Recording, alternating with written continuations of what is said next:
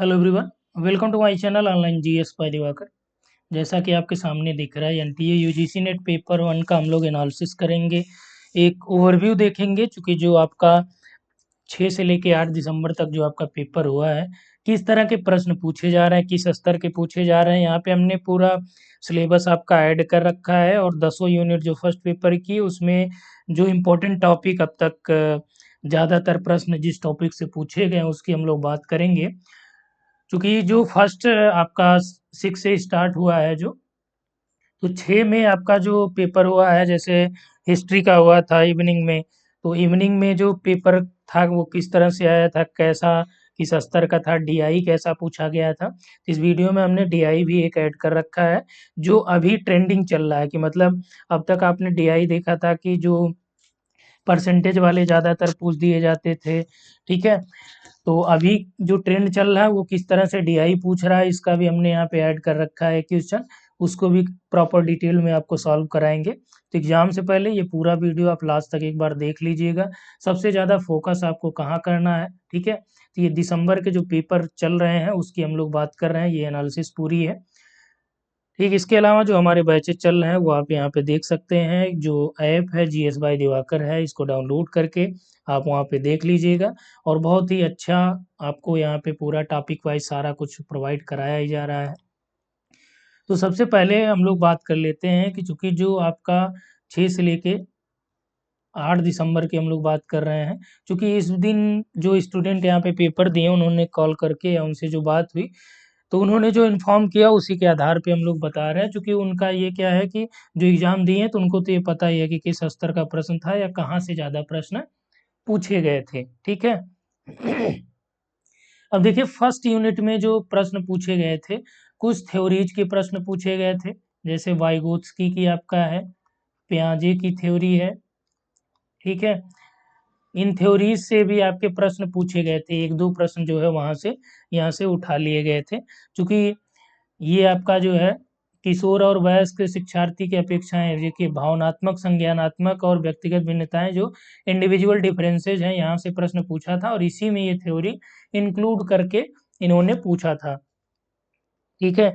तो आपको क्या करना है कि थ्योरी को एक बार थोड़ा-सा नॉर्मली आप देख लीजिएगा।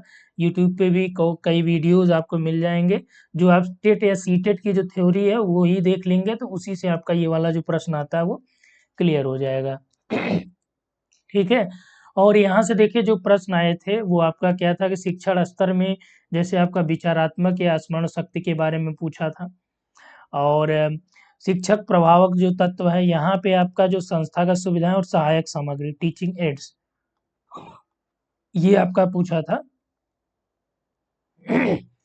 और देखिए अगला है कि उच्च अधिगम शिक्षण में जो पद्धति है अध्यापक बनाम, ये देखिए ऑनलाइन ऑफलाइन से रिलेट करके स्वयं, स्वयं प्रभा और मूक्स, ठीक है? इनके इनके फुल फॉर्म आप देख लीजिएगा। और इसके अलावा आपको क्या देखना है कि जो चैनल्स हैं इनके, ठीक है? कितने चैनल्स हैं, कब चालू किया गया, क्या कैसे, थोड़ा-सा इतिहास में आप चले जाइएगा, उसको देख लीजिएगा इनके बारे में। चूँकि जो फर्स्ट डे आपका एग्ज़ाम हुआ था 6 को, यदि हम लोग बात करें, तो 6 तारीख को जो पेपर हुआ था, वहाँ पे आपका जो फर्स्ट पेपर पूछा गया था, वो उतना कठिन नहीं था, ठीक है? यानी कि मीडियम लेवल के क्वेश्चन्स वहाँ पे पूछे गए थे।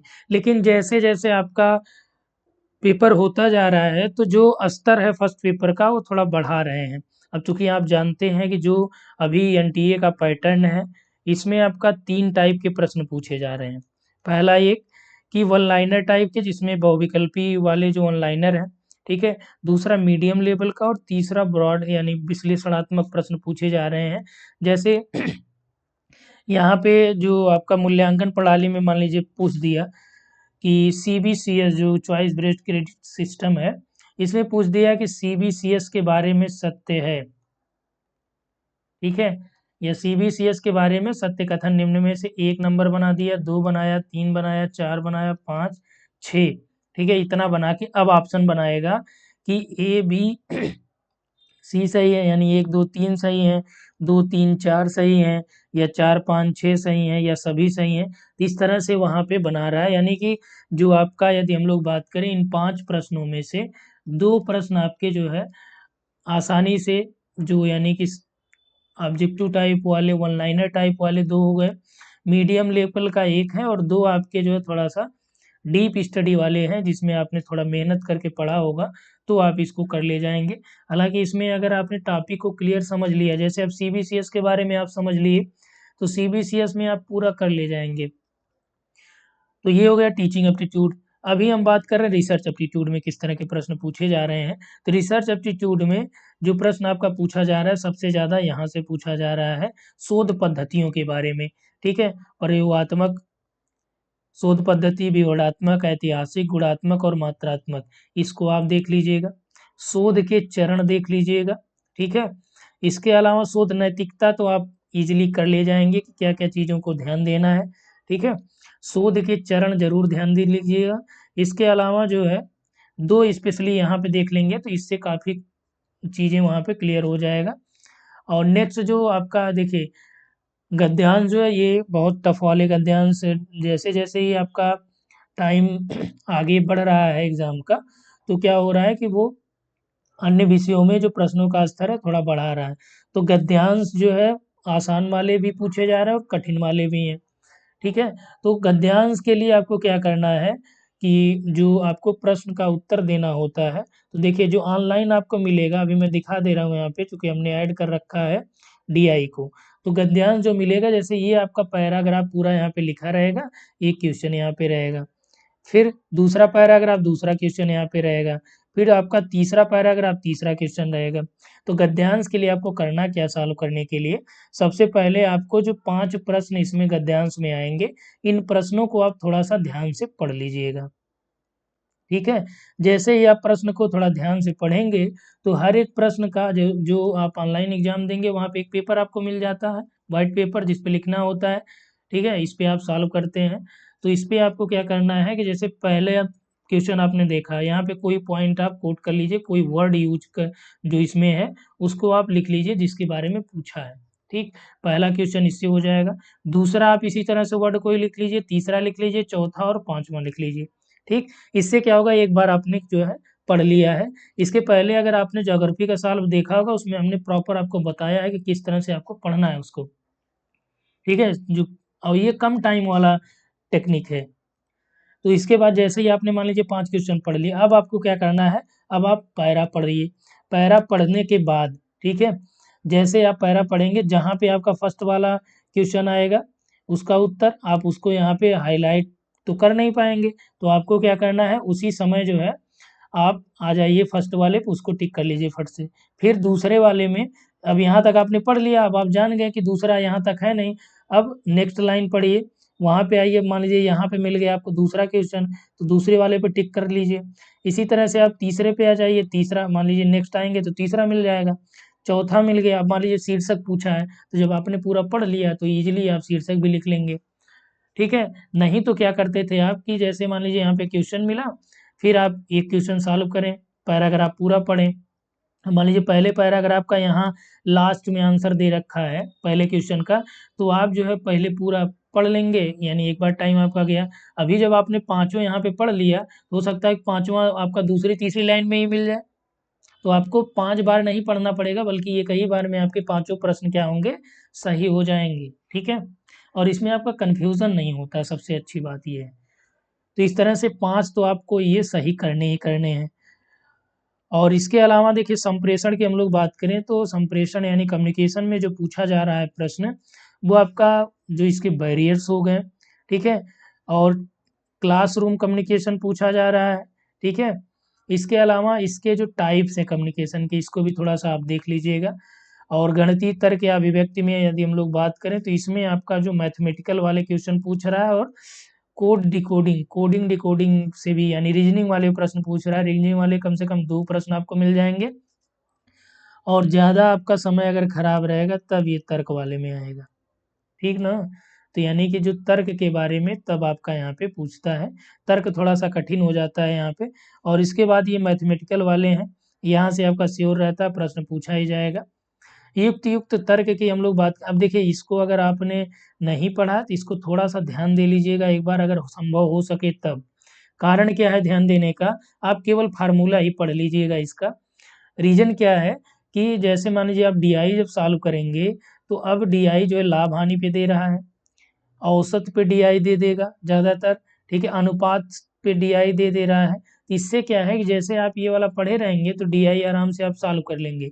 तो 2 से 3 प्रश्न यहाँ से आप कर लेंगे, डीआई में 5 प्रश्न, यानी आपके 7 प्रश्न यहाँ से क्लियर हो जा रहे हैं। समझ में आ रही बात? ठीक है। इसके बाद देखिए लॉजिकल रीजनिंग में हम लोग बात करें तो यहाँ पे जो आपका पूछा जा रहा है, ये आपका लक्ष्यार्थ और वस्तुअर्थ देख लीजिएगा। ठीक है, ये निगमनात्मक और आगमनात्मक को देखना है आपको, तर्कशास्त्र को देखना है। ठीक है, इसके अलावा ये अनुमान उपमान ये वाला देख लीजिएगा। और इसमें देखिए बहुत ज़्यादा डीप जाके पूछेगा तो आसानी से कर नहीं पाएंगे प्रश्न, तो इसलिए इसमें क्या करना है, अब तुक्का आपको कैसे लगाना है आगे मैं बताऊंगा अभी। ठीक है, डीआई में देखिए, डीआई में हमने बता दिया कैसे कैसे पूछ रहा है। आईसीटी की बात करें तो आईसीटी में जो है ये आपका ये वाला एक प्रश्न यहाँ से पूछा जा रहा है। इसके अलावा जो इंटरनेट ईमेल, ईमेल आप देख लीजिएगा। ठीक है, और आपको क्या करना है कि जो हायर एजुकेशन में जो डिजिटल पहले हुई हैं, जो लेटेस्ट डाटा यानी करंट वाला ये डाटा इसमें पूछ रहा है। और नेक्स्ट हम लोग आ जाते हैं तो यहाँ पे आपका जो दिया गया है 9 नंबर में, अब देखिए इन्वायरमेंट वाले सेक्शन की हम लोग बात करें तो ये इसको पढ़ने से आपको क्या मिलेगा, फर्स्ट पेपर भी आपका क्लियर होगा। तो यहाँ पे 2 चीज़ें आपको पढ़ना है, ये डीजी में 17 लक्ष्य देख लीजिएगा, एमडीजी में जो आपके 10 हैं, और जो आपका नेशनल एक्शन प्लान है, ठीक है, राष्ट्रीय कार्य योजना, इसमें 8 जो लक्ष्य हैं इनको आप देख लीजिएगा। एक प्रश्न आपका श्योर यहाँ से मिल जाएगा, समझ रहे हैं बात? ठीक है, दूसरा प्रश्न आपको यहाँ से मिल जाएगा जो प्रोटोकॉल है, और चूंकि फायदा इससे क्या होगा, आपका फर्स्ट पेपर में भी मिल जाएगा, ये ज्योग्राफी में भी मिल जाएगा। ठीक है, मॉन्ट्रियल प्रोटोकॉल वगैरह ये आप पढ़ लीजिएगा, जैव विविधता के सम्मेलन, इसका करेंट डाटा मैं कल तक आपको प्रोवाइड करा दूंगा। अंतर्राष्ट्रीय सौर संधि का जो लेटेस्ट डाटा है वो भी आपको प्रोवाइड करा दूंगा। देखिए राष्ट्रीय कार्य योजना यहाँ पे है ना, अंतर्राष्ट्रीय समझौते या प्रयास, आंदोलन भी आपको देखना है, वो मैच कराने के लिए दे देता है। ये आसानी वाले प्रश्न है जो इजीली आप उसको कर ले जाएंगे। अब देखिए न्यूनतीकरण जो प्राकृतिक आपदा जोखिम है, इसमें स्ट्रक्चर और नॉन स्ट्रक्चर पूछ रहा है ज़्यादातर, संरचनात्मक उपाय और गैर संरचनात्मक उपाय। तो संरचनात्मक में क्या होता है कि जब आप बांध बना रहे हैं, ठीक है, ये सब क्या होंगे, यानी कि कोई निर्माण आप करेंगे तो वो संरचना में आ जाएगा। और जो नॉन स्ट्रक्चर में आ जाएगा, जैसे आप पूर्वानुमान लगा रहे हैं कि यहाँ बाढ़ आएगी, ठीक है, लोगों को सूचना दे रहे हैं, स्वास्थ्य सेवाएं उपलब्ध करा रहे हैं, तो ये जो है नॉन स्ट्रक्चरल में आएगा। ठीक, तो ये आपको देखना है। इसके अलावा एनर्जी पे डाटा हम प्रोवाइड करा देंगे। पहले 2017 के आसपास, 17 से 18 में, 15 में इस टॉपिक पे एनर्जी पे डाटा सिर्फ एक प्रश्न श्योर रहता था, पूछता था कि जो है सौर ऊर्जा का बढ़ता हुआ क्रम, यानी ऊर्जा का बढ़ता हुआ क्रम कौन सा होगा, सौर ऊर्जा, पवन ऊर्जा, जल ऊर्जा, बायोमास, नाभिकीय एनर्जी। ठीक है, ये टोटल जो आपका रिन्यूएबल एनर्जी का प्रोडक्शन हो रहा है इंडिया में वो कितना है, ये सारी चीज़ें आपसे पूछा जा रहा था। ठीक, तो यहाँ पे हमने बता दिया कौन कौन से टॉपिक जो आपके अभी ट्रेंडिंग में चल रहे हैं, जो ये एनटीए पूछ रहा है। ठीक, इसके अलावा देखिए यहाँ पे आपका स्वतंत्रता के बाद भारत में और प्राचीन शिक्षा, इन दोनों के बारे में थोड़ा सा आप देख लीजिएगा। अंग्रेजों के द्वारा जो कमीशन बनाए गए, रेले आयोग, इन सभी को देख लीजिएगा एक बार। और इस पे ज़्यादातर यूजीसी में आपका करंट रिलेटेड क्वेश्चन पूछ रहा है, तो आपको क्या करना है कि यूजीसी के जो पहले हैं, ठीक है, जो कार्यक्रम हैं यूजीसी के, उसको थोड़ा सा आपको देख लेना है। तो ये हो गए टोटल 10 यूनिट जो ट्रेंडिंग में चल रहे हैं टॉपिक, उसको हमने यहाँ पे आपसे डिस्कस करा है। अब आ जाते हैं हम लोग, जो आपका डीआई पूछा जा रहा है वो किस तरह से पूछा जा रहा है, तो इसी की हम लोग चर्चा कर रहे थे कि डीआई जो आपको सॉल्व करना है वो कैसे करना है। ठीक है, अब देखिए यहाँ पे दिया गया है कि नीचे दी गई तालिका में 2015-16 से 19-20 तक 5 वर्ष की अवधि के लिए यहाँ पे आपका मेंशन कर रहा है कि भारत में जो नेवल राष्ट्रीय आय है, यानी कि एनएनआई, ये इकोनॉमिक्स का टॉपिक हो जाएगा, एनएनआई आपको बताएंगे। ठीक है, नेट नेशनल इनकम, तो नेट नेशनल इनकम क्या होता है, जब इसमें से जो नेशनल इनकम है एनआई है, इसमें से जब हम लोग डिप्रिसिएशन घटा देते हैं तो आपका क्या हो जाता है, नेट यानी शुद्ध आय हमको प्राप्त हो जाती है। और यहाँ पे दिया है कि प्रति व्यक्ति निवल यानी कि आपका 1000 में दिया ड्यूरिंग 5 ईयर पीरियड ये net national income in lakh crore and per capita जो आपका एनएनआई पर कैपिटा है यानी पीसी है, प्रति व्यक्ति है, वो आपका 1000 में दर्शाई गई है। अब इसके आंसर आपको देने 15-16 में इतना है। ठीक है, ये निवल राष्ट्रीय आय है लाख करोड़ में, ये आपका प्रति व्यक्ति उत्पादन है यानी नेशनल इनकम है। ठीक है, अब प्रश्न पे आ जाते हैं। दिया है कि वर्ष 2015-16 के संदर्भ में भारत की जनसंख्या में वर्ष 2019-20 तक कितने प्रतिशत की वृद्धि हुई। अब देखिए यहाँ पे क्या दे दिया, परसेंटेज की बात कर रहा है, ठीक ना। तो परसेंटेज निकालने के लिए आपको क्या करना पड़ेगा कि सबसे पहले यहाँ पे कह रहा है कि 2015-16 के संदर्भ में और 2019-20 के बारे में पूछ रहा है। तो सबसे पहले आपको यहाँ पे निकालना है कि 2015-16 में जो टोटल पॉपुलेशन थी वो कितनी थी। ठीक है, संदर्भ में भारत की जनसंख्या में जो जनसंख्या उसको निकालना है। यहाँ तो हमको नेशनल इनकम दिया है। अब ये देखिए क्या है, ये आपका टोटल राष्ट्रीय आय है जो कुल है।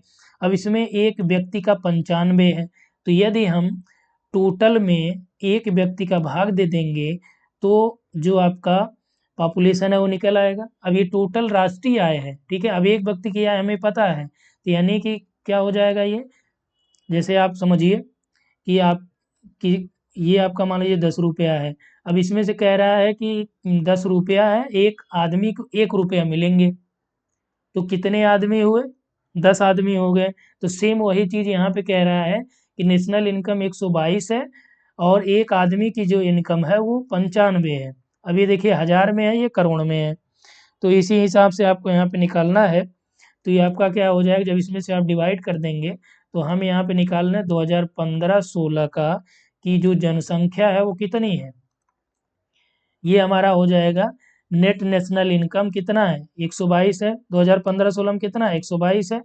इसके बाद इसको डिवाइड किससे करेंगे, प्रति व्यक्ति जो निवल राष्ट्रीय आय वो कितनी है, 95 है। तो 95 से आप इसको डिवाइड कर दीजिए, ये लगभग आ जाएगा 1.28।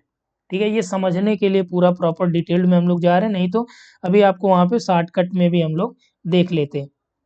ठीक है, ये निकल गया क्या, 2015-16 की जनसंख्या। अब इसी हिसाब से हमको 19-20 की पॉपुलेशन निकाल लेनी है। ठीक है, तो 19-20 में जो जनसंख्या होगी वो क्या होगी, इसको देख लीजिए यहाँ पे 2019-20 में जो पॉपुलेशन है ये आपका क्या हो जाएगा, ये 177 हो जाएगा डिवाइड बाई 132। तो इससे आप इसको डिवाइड करेंगे तो यह जाएगा 1.34। अब देखिए 2019 की पॉपुलेशन हमें पता चल गई, 20 की चल गई। अब इसमें क्या कह रहा है कि कितना प्रतिशत की वृद्धि हुई, कब से कब तक, 2015-16 से, यानी ये 1.28 था जो अभी 1.34 हो गया, तो कितने परसेंट की लगभग वृद्धि हुई है। ठीक है, तो इसको निकालने के लिए जो प्रतिशत वृद्धि बराबर, इसका मतलब वृद्धि समझिएगा, बराबर क्या हो जाएगा कि 2019-20 का जो आंकड़ा है, 19-20 का 1.34 आ गया। ठीक है, और जो 2015-16 का है, तो इसमें से जब हम इसको घटाएंगे तो क्या मिलेगा, जो बढ़ोतरी हुई है वो मिल जाएगी।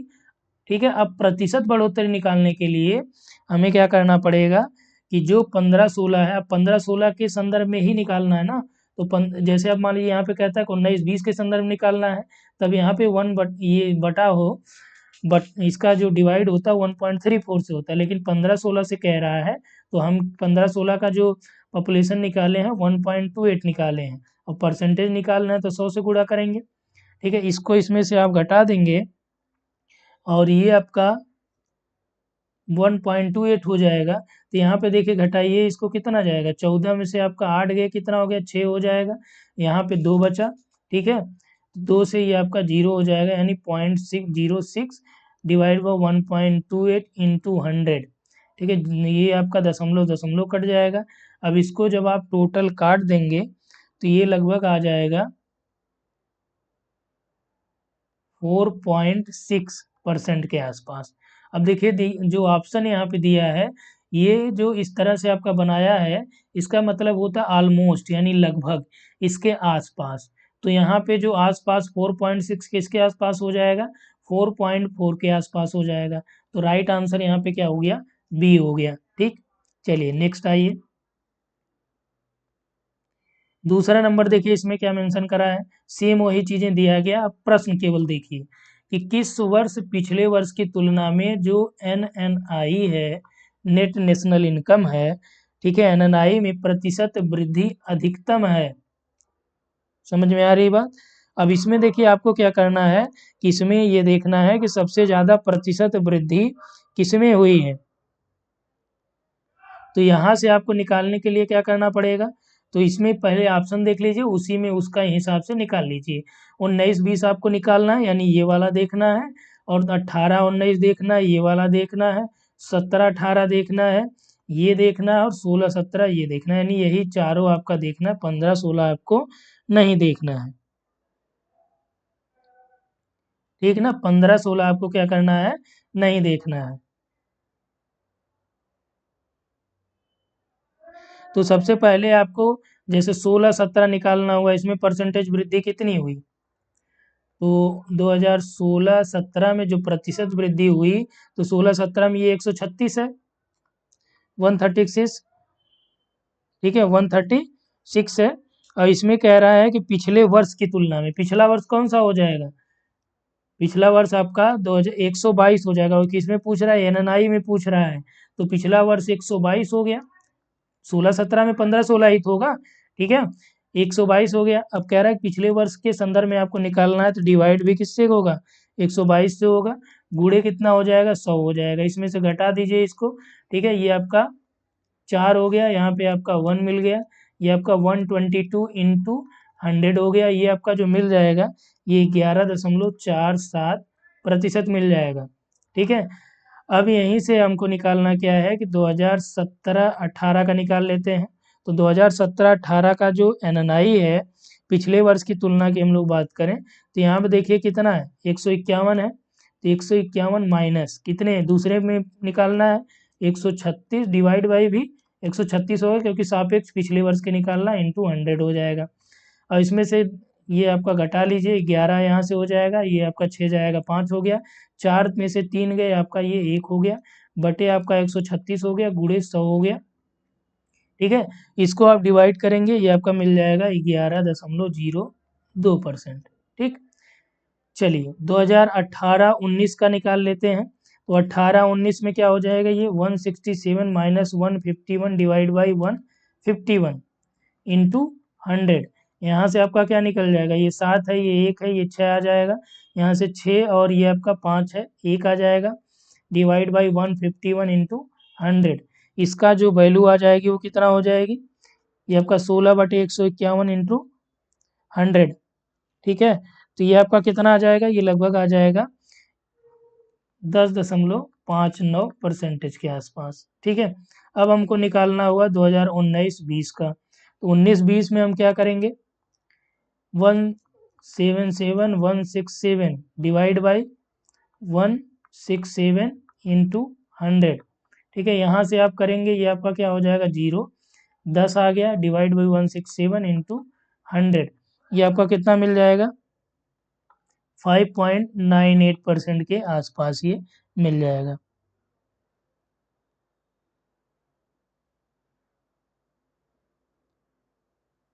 ठीक, तो ये आपका क्लियर हो गया। अब यहाँ से देखिए सबसे ज़्यादा जो वृद्धि हुई किसमें हुई।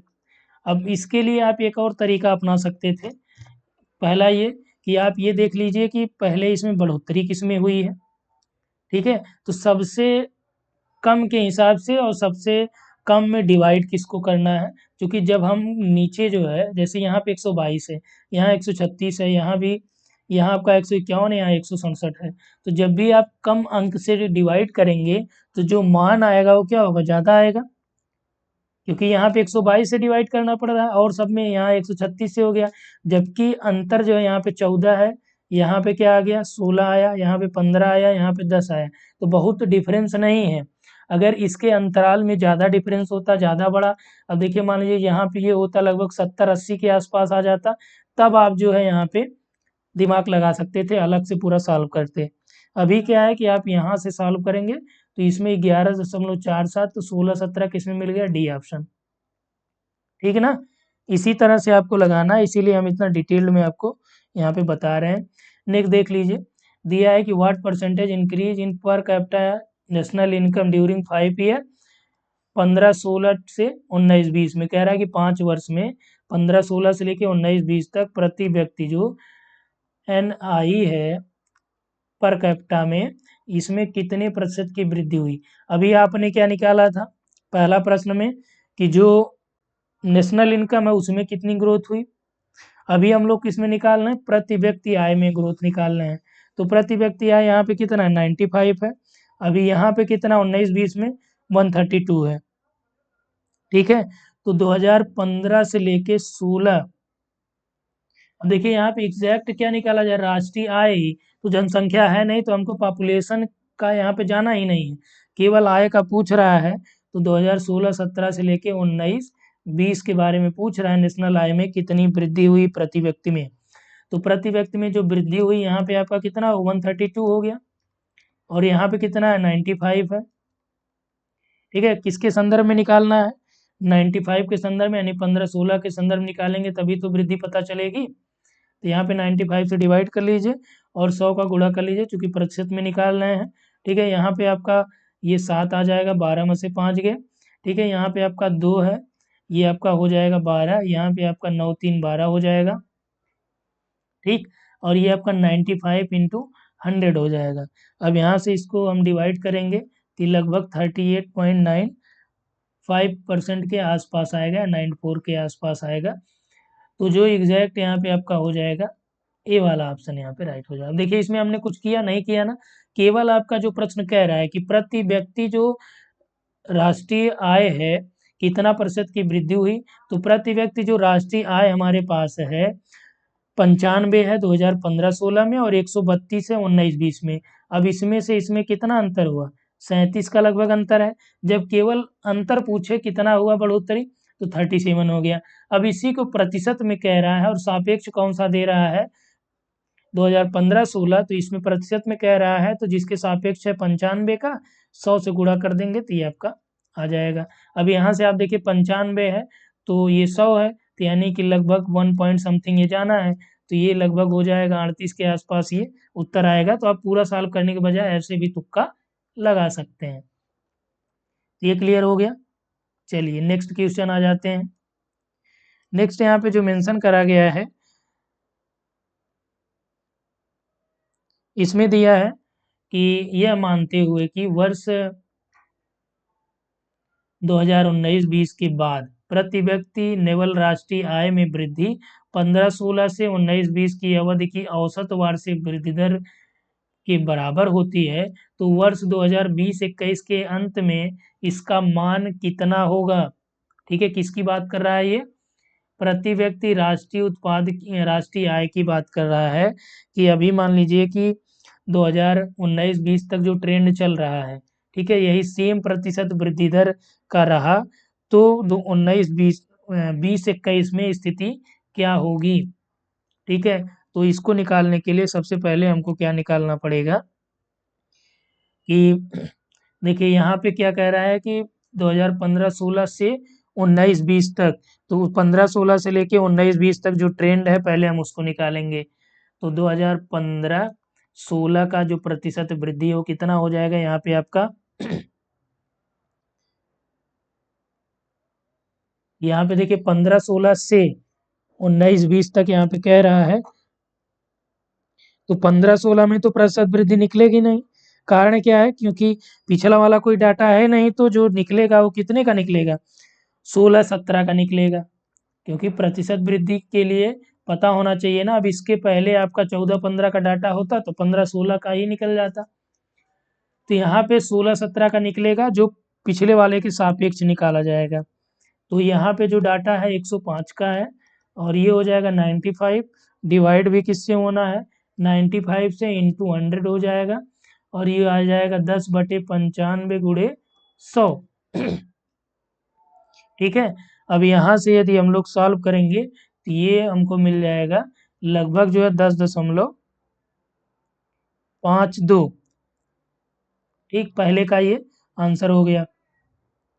चलिए दूसरे में आते हैं। अब यहाँ पे हम लोग 2017-18 का निकालेंगे परसेंटेज वृद्धि। ठीक है, तो 18 का जब आप निकालेंगे तो यानी 151 माइनस 136 डिवाइड बाई, ये सॉरी 136 नहीं होगा, 136 ये नहीं होगा, बल्कि क्या होगा,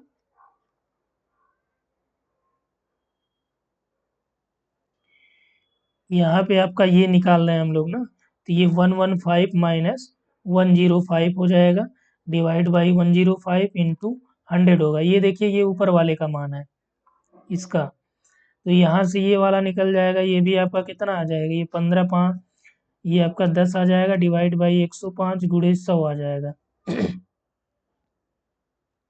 ठीक है, और यहाँ से आप इसको निकालेंगे तो इसका जो मान आया जाएगा 9.52। ये आपका किसका आ गया, 17-18 का। अभी क्या करना है हमें, अब यहाँ से 17-18 के बाद यहाँ से 2018 और 19 का निकाल लीजिए। 18-19 का जो है 126 और 115 है, तो 126 माइनस 115 डिवाइड बाई 115 इंटू 100। ठीक है, ये आपका निकल जाएगा, कितना आ जाएगा, ये 11 आ जाएगा, 11/115 गुणे 100 आ जाएगा, और 18-19 का जो आ जाएगा ये लगभग 9.56% आ जाएगा। ठीक है, अब यहाँ से 19-20 का जो डाटा है उसको निकाल लीजिए।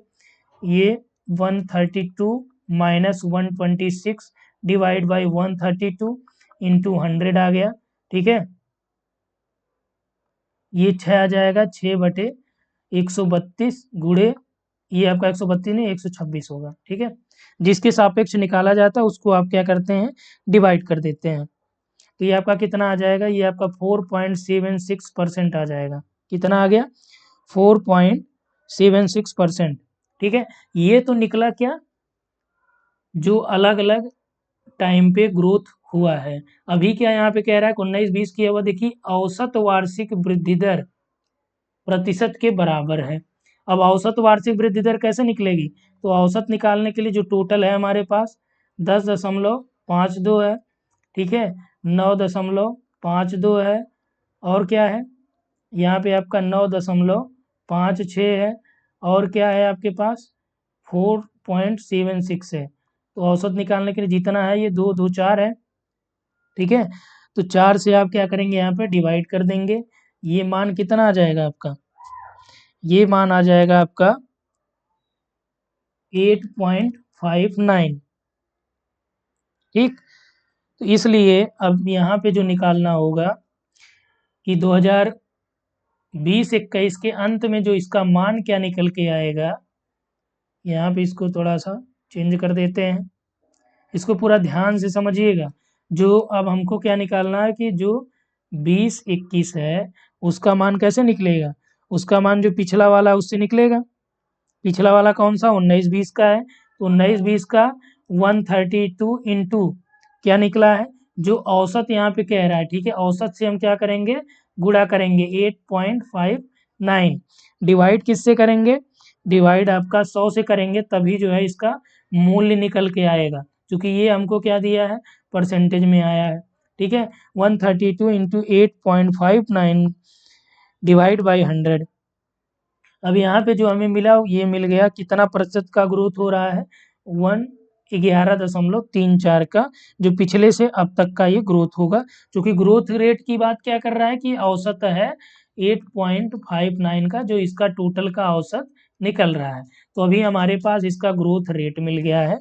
ठीक है, अब क्या करना है कि अब जो आपका 132 है, अब आगे वाली जो रेशियो बनेगी क्या बनेगी, ये कि यही ना कह रहा है कि औसत वृद्धि दर बराबर है, तो जो आगे वाली रेशियो बनेगी यहाँ पे आपका जो नेक्स्ट वाला पर कैपिटा इनकम बन जाएगा, ये आपका 132 प्लस ये आपका निकला कितना है 11.34, इसमें आप जोड़ दीजिए, ये कितना आ जाएगा, ये 143.34 आ जाएगा और यही आपका उत्तर होगा। इसमें देखिए ऑप्शन जो आपका डी राइट हो जाएगा। तो यही निकालना था बस। अब इतना ज़्यादा जैसे जो कैलकुलेशन हमने करा है, तो जब आप उसमें करेंगे तो आप फटाफट जो है इसमें पूरा लिखेंगे तो है नहीं, आप अपने अकॉर्डिंग कर सकते हैं।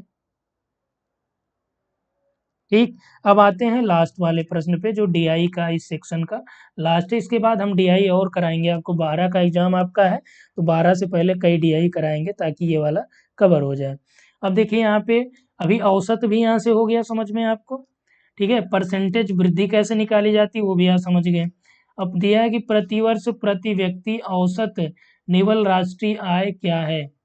प्रतिवर्ष प्रति व्यक्ति जो औसत निवल राष्ट्रीय आय है वो क्या है। तो यहाँ पे क्या करना है कि औसत NNI निकालनी है किसकी, जो प्रति व्यक्ति वाला है। तो प्रति व्यक्ति की जो औसत NNI निकालनी है तो उसके लिए जो इनकी राष्ट्रीय आय है सबका योग करेंगे, जितनी बार है ये उससे डिवाइड कर देंगे तो हमारा औसत निकल आएगा। जैसे अभी पिछला आपने करा था औसत, अभी हमारे पास कितना कौन सा मिला 95 है, ये सेम यही है पूरा। 105 है अपने पास, 115 है, 126 है, 132 है। सबको जोड़ लीजिए, कितनी बार है ये 5 बार है, 5 से डिवाइड कर लीजिए। ये टोटल जो आपका कट के आएगा ये 114.6 हजार में आ जाएगा। ठीक है, यानी 114.6 आपका जो इनकी औसत प्रति व्यक्ति राष्ट्रीय आय वो कितना है 114.6 है। ठीक है, तो इतने में आप क्लियर हो गए होंगे कि डीआई कैसे सॉल्व करना है, किस तरह से आपसे प्रश्न पूछे जा रहे हैं। देखिए नेक्स्ट जो हम लोग देखेंगे ना, इसमें आपका ये पूरा लाभ हानि पे हमने कर रखा है कि लाभ से आपका क्या होगा, लाभ परसेंटेज भी पता चल जाएगा कैसे निकाला जाता है, प्रॉफिट लॉस पूरा। इसी तरह से लगभग 4-5 डीआई आपको करा देंगे एग्जाम से पहले, तो उसी में आपका प्रश्न आ जाएगा और उसी से आप 5 तो श्योर कर ले जाएंगे। अगर जो चीज़ें मैं बता रहा हूँ बस यही करना है, एक्स्ट्रा आपको कुछ नहीं करना है। ठीक है, तो इतना आपका क्लियर हो गया। और इसके अलावा आईसीटी के कुछ आपको संक्षिप्त यानी कि जो एब्रिविएशन है, जैसे आपका मूक्स हो गया, इसका भी फुल फॉर्म स्वयं स्वयं प्रभा का। ठीक है, इन सारे का फुल फॉर्म आपको ध्यान देना है और मैं कोशिश करूँगा इसको आपको भी प्रोवाइड करा दूँ। तो इस वीडियो में हम लोग इतना ही बात करेंगे। वीडियो कैसा लगा, सारा कुछ आपको समझ में आया, नहीं समझ में आया, कमेंट भी आप कर सकते हैं। तो अभी नहीं समझ में आए तो भी कोई दिक्कत नहीं, जो दिया गया बस वही आप रट लीजिए। कारण क्या, अभी समय कम है तो इतने में आप समझ पाएंगे भी नहीं।